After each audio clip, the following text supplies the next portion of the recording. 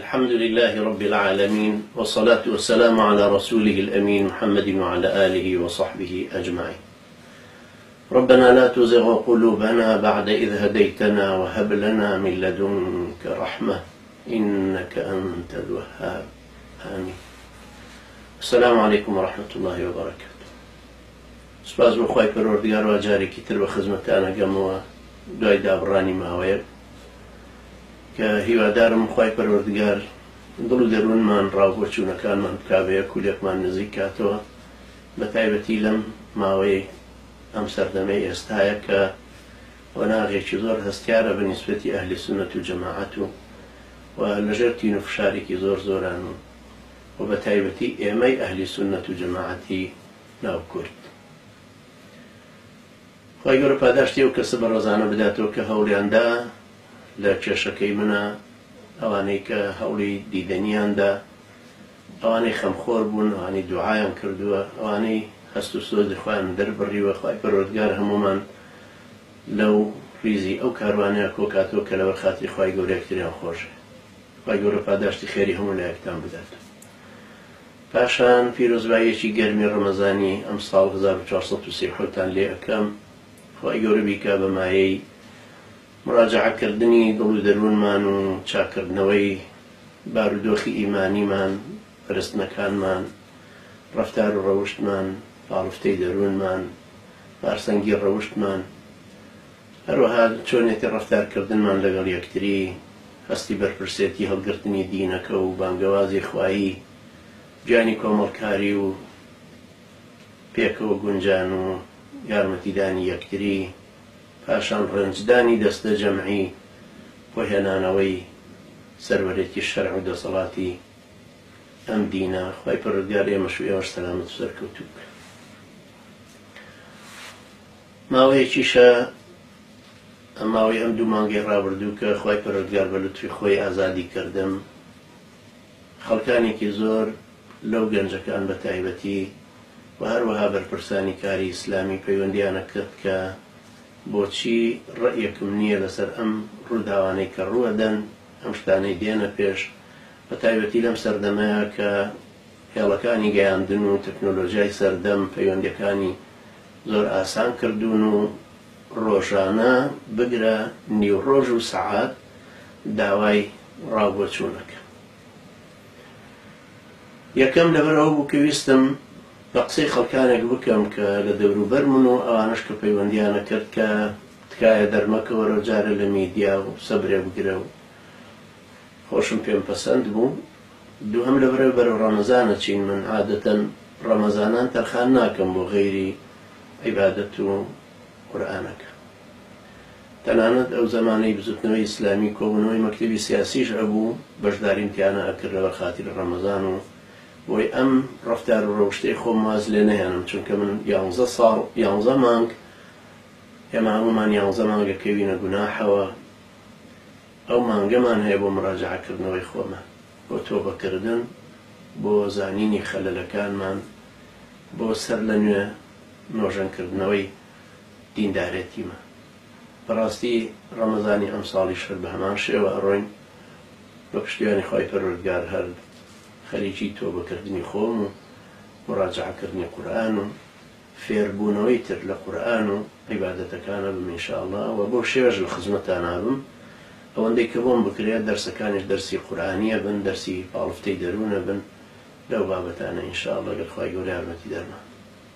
خاڵێکی زۆر سەرێکیش هەیە کە بیری برایان یەخەمەوە بەگشتی بۆ ئەو کەسانی کە فەیسبوک بەکارهێنن. تکایە من لەمەدای ئەو ساڵانەی ڕابردووی پێش زیندانە هەوڵمەدا خوڕەوشتی پاڵتۆکتان لێ پاکەمەوە، واتە پاکتان کەمەوە لە خوڕەوشتی پاڵتۆک. بەڵام ئێستا ئەوە دوو مانگم لاحەزاکەم ئێوە خوڕەوشتی فەیسبووکیشتان هاتۆتە سەر، بەزەیتان نە بە خۆتان نادێتەوە وەکو ئەشخاص و وەکو عیبادی خوا، نە بەزەیتان بە ئومەتەکەتان نادێتەوە کە ئەیبینن لە هەموو لایەکەوە ژێر پێ ئەنرێ، لە هەموو لایەکەوە چەوسانەوەیەکی زۆر توند و سەخت. هیچ کەسێک ڕێسای جەنگ لەگەڵ مسلمانانە ڕێعایەت ناکە. ئێوە ئەبینن خەڵک بە سووتاندن، بە کوشتن، بە لەتکردن، بە دەستە جەمعی و زیندە بە چاڵکردن لەسەر مستەوای ئاعلای ئەمریکا هەتا ئەگاتە مستەوای سەرجادەکانی بورما و باشووری تایلەند و ئەمە جگەل لە ڕۆژانەکە ئێوەی بینن لە سووریا و لە شوێنانی تر پاشان حەشرکردنی ئینسانە مسلمانە کوردەکان و پابەندەکان وانەی کە باوەڕیان بە خەتی سەلەفێتی جیهادی هەیە لە کوردستانیشە چەند بێنازن چەند هەتیون چەند بێدەنگن چەند پەرتەوازن چەند لەژێر تین و فشاران ئەنجا ئاوڕێکیش لە ڕۆژهەڵاتە دەیتەوە هەموو مەعاناتێک کە ئەهلی سوننەتەی چێژێ لە کاتێکانە دەستیان داوەتە چەک نەبەرهەڵستکاری سەرەکین بۆ ئەو ڕژێمە بەڵام چەند ڕقانە بەرامبەریان وەستاونەتەوە چەند پۆل لە دوای پۆلی ئەعدامە کرێن ئەوەی کە داوام لە هەموو ئەم عەزیزانێ ڕەوت هەیە ڕەوتەوانان بە تایبەتی ئەم ڕەمەزانە مراجعەی نەفسی خۆتان بکەنەوە تۆبەیەکی سادقانە لەگەڵ خوای گەورەیان بکەن نیەتان پاکەنەوە عەبدی ئەو بن ئێمە ئەگەر بۆ ئەو سڵحاین خوای گەورە ڕێساکانی گەردوونمان بۆ ئەوگۆڕ بەزەیتان بخۆتان هەبێتەوە زۆریشتان ئەتانوت مامۆستا گیرا و ئێمە هەتی و کەوتی تەنانەت ئەو کاتی کە تەقەکان لێکردین لە 25 یەکی 2010 کە خالیدی برام خوا جزای بداتەوە هەندێک برای بەڕێزی ئاگدار کردووەوە بێ تەلەفۆن هەر ئەو شەوە بە سەیارە چوو بوو بۆ ماڵیان یەکێکیان بۆی گەڕامەوەتی کە لە دەرگایدا و سەعات 2-3 شەو بوو لە پەنجەرەکەوە سەیرم کرد چێ لە دەرگادا کە زانیم ئەوە وتم وەڵڵاهی هاتی و کەوتی یعنی تۆ ئەم ئیحساست بۆ دروست بوو بێ بڵێ بە نەمانی کرێکار هەتیوەکەوین ئێستا بۆ بەزەیت بە خۆتان نایەت ئێستا بۆ بەزەیت بە ئومەتەکەیان نایەت ئەو براوەڕەزانی تریشکە گیران دوای ئازادکردن دەیان کە زانووە مەساتخوا هیچ مەڵێ بۆی نەگیرێ تۆ کە هەستەکەی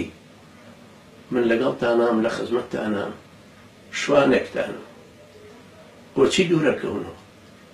بۆچی هەستی مەسئولیەتتان گەورە نابێ کۆمەڵکارێکە بەهێزکە من خۆشم دانابوو بۆ گرتنەکە و بۆ نەمانیش بۆیە پەلەم بۆ ئەم هەموو دەرسانم بۆ تەسجیل کردن ئەو کەسانەدا کە گوێی لە دەرسی ڕەوتەکە گرتوێ و کۆمەڵکاریەکە و منهەجە دینیەکەی گوێ گرتبێ ئەزانن کە من لەسەر منهەجێکی ڕۆشنی سەحابەیەوە مەجێهێشتووە چۆن ئێوە ئەخلاقی پاڵتۆکیشتان لێنە بۆ ئەخلاقی فەیسبووکتان گرتەسن ئەخلاقی فەیسبووک یعنی سەرجادە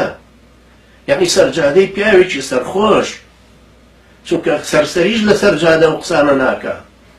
خەڵک وابزانە لەو دی و کۆمپیوتەرێکەوە ئەتوانێ هەموو شتێک بڵێ ئەمەی هەر لەبیر نەبێت کە ئەو عەبدی خوایە ما یەلفظ من قەول إلا لديه رقیب عتید یەک لەفزێ پرتێک لە دمینایەتە دەرەوە و مەلایکەتان هەینووسن ئێتۆ بۆ بەزەیت بە خۆتان نایەت عەزیزانی من ڕەوتەوانانی عەزیزی ئەم مانگە مانگی پێداچوونەوەی ئیمانمانە مانگی پاکردنەوەی نیەتمان نیەتتان پاکەنەوە بۆ خوای گەورە عەبدی ئەو بن ئێوە فەرقتان زۆر زۆرە لەگەڵ مسڵمانانی تری کوردستان لەگەڵ ئەوانەش کە پێیانەوترێ ئیسلامیانی کوردستان ئێمە شوێن کەوتووی پێغەمبەرانین هیچ پێغەمبەرێک نەهاتووە لەگەڵ دەسەڵاتدارانی سیاسیە ئالمە و سالمەی ئیتیفاقات بکە هیچ پێغەمبەرێک نەهاتووە بەرهەڵسکاری گۆڕانکاری ئەو دەسەڵاتە فرعەونیانە نەبوو هەموو پێغەمبەران و شوێنکەوتیانیان بۆ ئەوە هاتوون کە ڕیشەیی ئەو کۆمەڵگەیە بگۆڕن لە دید و تێڕوانینیانەوە هەتا ڕەفتاری دراوسێتیە خوای گەورە یارمەتی دەرمان بێ سەرکەوت و سەلامەتمان